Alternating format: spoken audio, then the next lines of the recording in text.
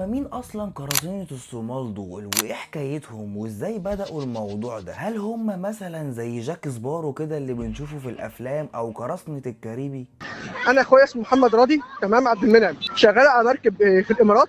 طلع عليهم قراصنه من الصومال، خدوا المركب وطلعوا بيها على الصومال واحتجزوهم هناك من يوم 2/5 وهم مخطوفين هناك. نائلة نفط ضخمة ماشية في امان الله في المياه اليمنية، وفجأة بدون سابق انذار بيظهر لهم القراصنة الصوماليين. القراصنة بيحاوطوا السفينة وبيسيطروا عليها بالكامل وبيسحبوها لمنطقة نفوذهم في اقليم بونتلاند. المرعب في القصة مش بس موضوع خطف السفينة، المشكلة الكبيرة ان السفينة دي عليها 8 مصريين. طيب هي ايه حكاية السفينة دي بالظبط؟ وايه حكاية قراصنة الصومال اللي بدأوا يظهروا تاني؟ والأهم ازاي الدولة المصرية بتدير الموضوع ده علشان ترجع ولادها المخطوفين؟ هحكي لك الموضوع كله من الأول بالتفاصيل، يلا بينا نبدأ. يوم 2 مايو اللي فات سفينة نفط اسمها MT يوركا تابعة لشركة إماراتية ورافعة علم توجو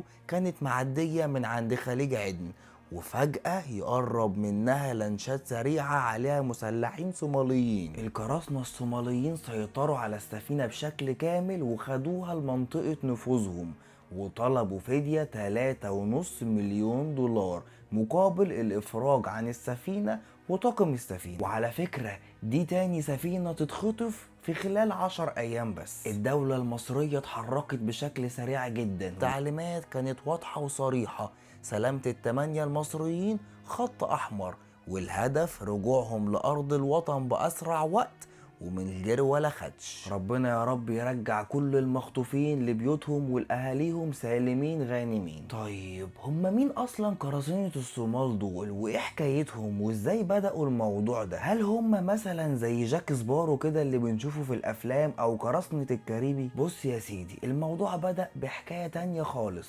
الناس دي في الأصل كانوا صيادين سمك غلابة وعايشين في حالهم. أيام حكم محمد سياد للصومال الدولة جابت اسطول صيد ومراكب ووزعتهم على الصيادين، وبقوا بيصطادوا حوالي 13 ألف طن سمك سنويا، والدنيا كانت ماشية زي الفل والناس كلها مبسوطة لحد ما النظام سقط والصومال اتفككت. وهنا للأسف الحيتان الكبيرة بدأت تتدخل. الصومال ما بقاش فيها حكومة مستقرة وما بقاش حد مسيطر عليها. سفن أجنبية استغلت الفرصة إن مفيش حكومة بتسيطر على المياه الصومالية الإقليمية، دخلت المياه الصومالية وبقت تصطاد في رزق الصيادين الصوماليين وياخدوا هما السمك. صيادين منطقة بونتلاند قالوا ما بدهاش بقى، جابوا أسلحة وطلعوا باللانشات بتاعتهم علشان يمنعوا السفن دي.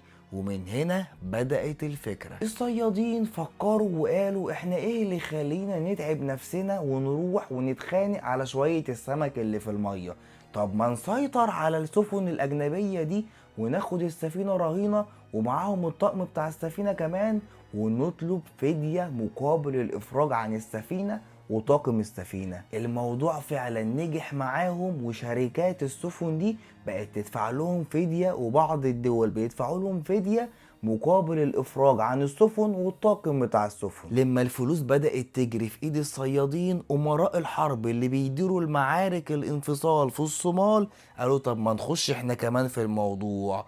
وسنة 2004 حصل اندماج مرعب. امراء الحرب اتفقوا مع الصيادين يبقوا قراصنة ويكونوا عصابات بحرية. ازاي؟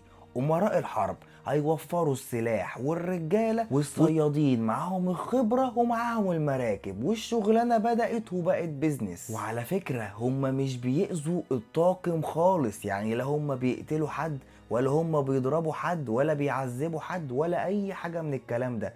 هم كل همهم وكل اللي هم عايزينه الدولار، مش عايزين غير فلوس. مجرد ما الفدية ما تدفع بيفرجوا عن السفينة وطاقم السفينة. طيب هل الناس دي شغالة بشكل عشوائي؟ يعني بيبقوا قاعدين كده وأي سفينة معدية بيروحوا يهجموا عليها وياخدوها، ولا الشغلة بتاعتهم بتمشي ازاي؟ العصابات دي والقراصنة دي عندهم ناس تقنيين بيتواصلوا مع صوماليين عايشين في أمريكا وكندا علشان يرصدوا خطوط سير السفن. يعني عندهم عيون في كندا وأمريكا بتقول لهم بكل بساطة في سفينة هتعدي من عندكم في تاريخ كذا في الوقت الكذا. القراصنة بيبقى عندهم سفينة السفينة الأم دي بتطلع تتمركز في البحر، بيبقى فيها عدد من الرجالة ومعاهم أسلحة، بيفضلوا قاعدين لكذا يوم.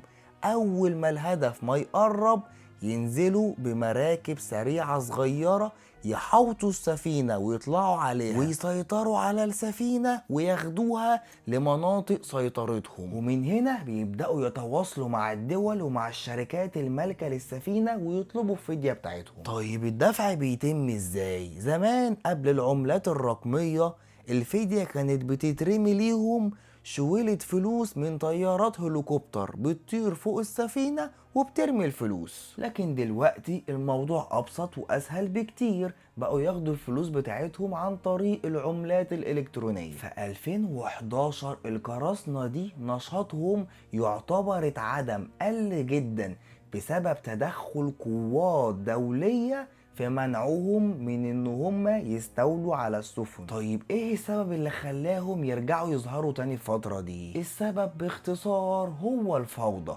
مفيش حكومة مركزية قوية في الصومال، والتوترات اللي موجودة في البحر الأحمر ومضيق هرمز، كل دي أسباب خلتهم يرجعوا يشتغلوا تاني. في النهاية احنا واثقين جدا في وزارة الخارجية المصرية وفي الدولة المصرية ان هم ان شاء الله هيرجعوا ال8 البحارة المصريين لأهاليهم سالمين غانمين. ربنا يا رب يطمنا عليهم والأزمة دي تعدي على خير. لو القصة عجبتك ومحتوى الفيديو عجبك ياريت تدعمني بلايك، لأن ده هيفرق معايا قوي، وتعمل اشتراك في القناة لو حابب تسمع قصص تاني. يلا سلام.